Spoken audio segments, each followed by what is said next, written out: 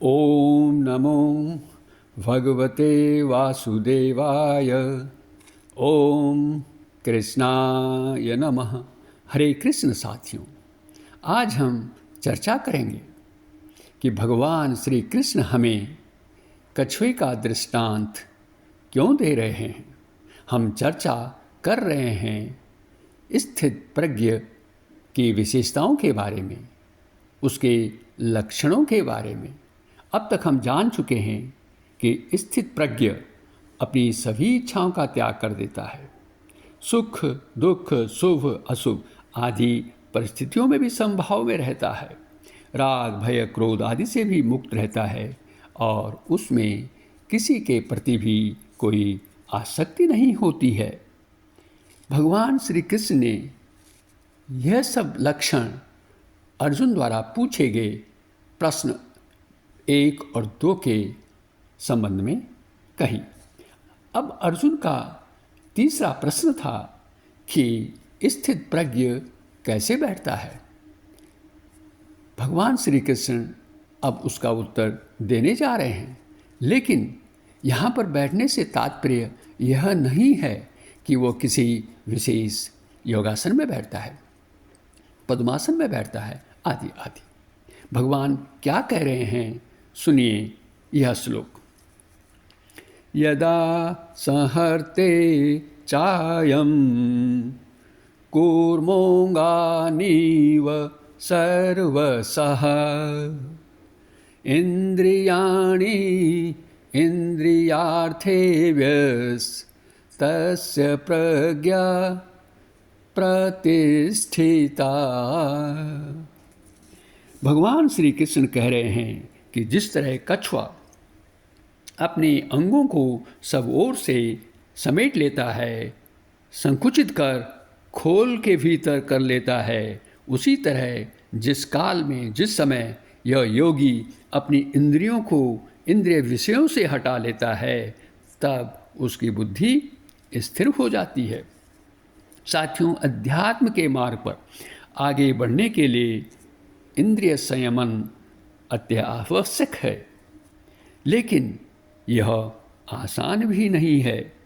इंद्रियां तो बिना किसी नियंत्रण के कर्म करना चाहती हैं, वे स्वतंत्र चाहती हैं अपने को। हम कभी भी अपनी इंद्रियों को संतुष्ट नहीं कर सकते, चाहे हम कितने ही धनी क्यों न हों, चाहे हमारे पास कितने ही संसाधन क्यों न हों। क्यों?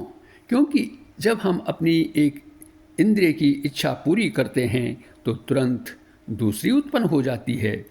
इंद्रिय इच्छाएं तो बढ़ती ही जाती हैं। ये ठीक वैसे ही बढ़ती जाती हैं जैसे अग्नि में घी की आहुति देने से अग्नि और अधिक प्रज्वलित होने लगती है। आत्म साक्षात्कार के लिए हमें अपनी इंद्रियों को उनके विषयों से दूर रखना होता है। अब इंद्रिय विषय क्या हैं? इससे पहले हमारी ज्ञानेंद्रिय क्या हैं? हमारी आँख हैं, नाक हैं, कान है, हमारी त्वचा है, हमारी जीवा है, और इन सब के अपने अलग अलग विषय हैं। आँखें क्या देखना चाहती? रूप और रंग, चाहे सुंदर हो चाहे खराब हो। कान क्या चाहते हैं? शब्द, इनका विषय क्या है? शब्द, ये सुनना चाहते हैं, चाहे कोई प्रिय घटना हो या कोई अप्रिय हो शब्द हो। इसी तरह से गंध है, ये हमारी नासिका जो नाक है इसका विषय है, चाहे सुगंध हो चाहे दुर्गंध हो। रस स्वाद, ये हमारी जीवा का है, चाहे वो स्वाद मीठा हो या कड़वा आदि आदि। इसी तरह से स्पर्श जो हमारी त्वचा है इसका विषय है स्पर्श, ये चाहे कोमल हो या कठोर। तो हमें अपनी इंद्रियों को इन विषयों से दूर रखना है। जो योगी होता है वह अपने इंद्रियों को इन विषयों से दूर रखता है।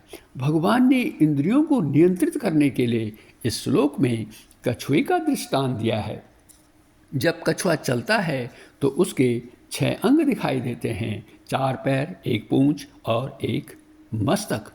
उसे जब किसी भी भय का थोड़ा सा भी आभास होता है तो वह क्या करता है? वह अपने इन 6 अंगों को अपने खोल में समेट लेता है।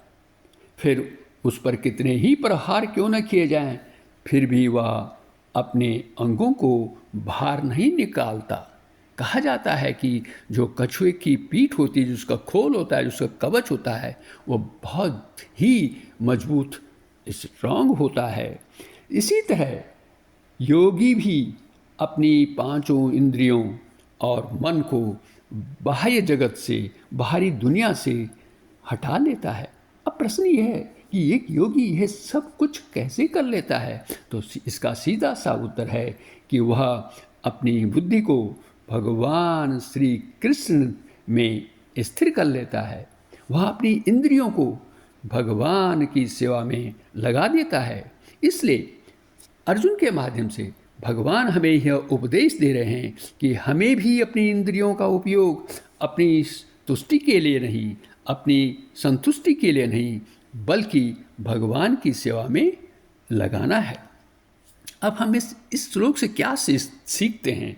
इस श्लोक से हम यह सीखते हैं कि हमें सांसारिक पदार्थों के पीछे भागने वाली जो ये इंद्रियां हैं हमारी, इनको हमें भागने नहीं देना है।